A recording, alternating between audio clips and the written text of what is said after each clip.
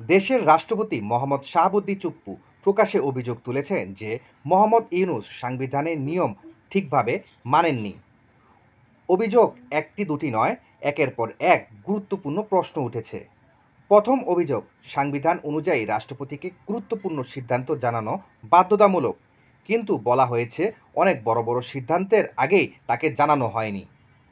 দ্বিতীয় অভিযোগ, অপ্রয়োজনীয় অধ্যাদেশ জারি করা হয়েছে দ্রুত, ব্যাখ্যা ছাড়া, বিতর্কিতভাবে। তৃতীয় অভিযোগ, বিদেশের সফর শেষে রাষ্ট্রপতিকে ব্রিফ করা হয়নি, অথচ এটা সাংবিধানিক প্রোটোকলের অংশ। চতুর্থ অভিযোগ, প্রায় 14-15টি বিদেশ সফর হয়েছে, কিন্তু সব সফরে বিস্তারিত রাষ্ট্রপতিকে জানানো হয়নি বলে দাবি করেছেন। পঞ্চম অভিযোগ, রাষ্ট্রপতির নিজস্ব সফর ও কার্যক্রমে বাধা দেওয়া হয়েছে। ষষ্ঠ অভিযোগ, গুরুত্বপূর্ণ আন্তর্জাতিক সমঝোতা, এমনকি যুক্তরাষ্ট্রের বাণিজ্য সংক্রান্ত আলোচনার বিষয়েও রাষ্ট্রপতিকে জানানো হয়নি বলে অভিযোগ করেছেন। সপ্তম অভিযোগ, সরকারি মাধ্যমে ও দূতাবাসের প্রোফাইল থেকে রাষ্ট্রপতির উপস্থিতি কমিয়ে দেওয়া হয়েছে। অষ্টম অভিযোগ, রাষ্ট্রপতির প্রেস উইং ও ফটোগ্রাফারদের কার্যক্রম হস্তক্ষেপ করা হয়েছে।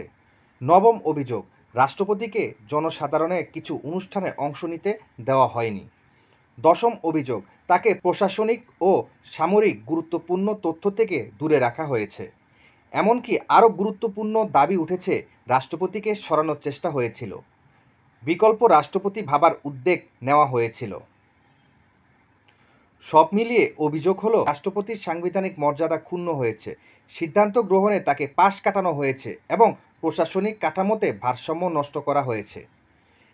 এখন প্রশ্ন হচ্ছে, যদি একজন প্রধান উপদেষ্টা বা সরকারি শীর্ষ ব্যক্তি ক্ষমতার প্রভাবে সংবিধানের নিয়ম ভেঙে থাকেন, তাহলে সেটাকে কি বলা হবে? সংবিধান সবার উপরে, ব্যক্তি বড় নয়, রাষ্ট্র বড়। গত 18 মাসে দেশের অর্থনৈতিক ও রাজনৈতিক স্থিরতার মাধ্যমে গেছে, এমন অভিযোগ অনেকেই তুলেছেন। বেকারত্ব বেড়েছে বলে দাবি রয়েছে, রিজার্ভ ও ঋণ পরিস্থিতি নিয়ে বিতর্ক হয়েছে, মব জাস্টিস ও আইন শৃঙ্খলা পরিস্থিতি নিয়ে সাধারণ মানুষ উদ্বেগ প্রকাশ পেয়েছে।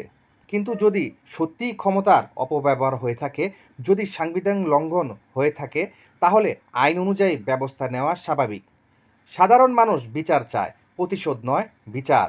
আইনের মাধ্যমে, স্বচ্ছ তদন্তের মাধ্যমে। রাষ্ট্র কোনো ব্যক্তির সম্পত্তি নয়, সংবিধান কোনো কাগজ নয়, এটা আমাদের সবার নিরাপত্তার ভিত্তি। সত্য যেদিকেই থাকুক তা প্রকাশ হোক আইনের পথে। ধন্যবাদ।